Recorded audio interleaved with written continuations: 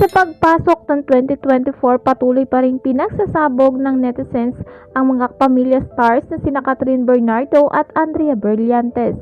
Ito'y matapos bumandera ang pangalan at kagandahan ni Andrea sa mga Pinay celebrities na nakapasok sa 100 Most Beautiful Faces of 2023 ng UK-based TC Candler.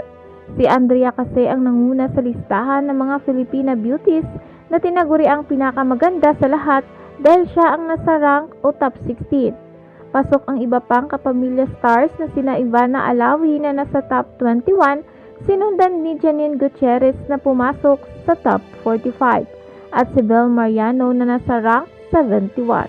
Rank 28 naman ang dating kapamilya actress na si Liza Soberano na talaga namang hindi rin matatawaran ang ganda ng mukha nito.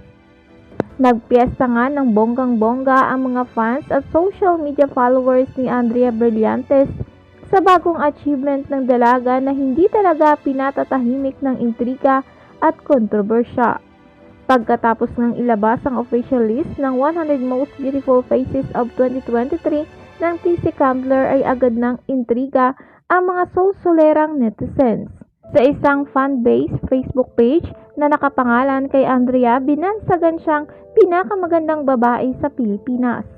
Ilan sa mga nag-react sa nasabing FB post ang nagsabing natalbogan ni Andrea Brillantes this time ang isa pang star at box office queen na si Catherine Bernardo.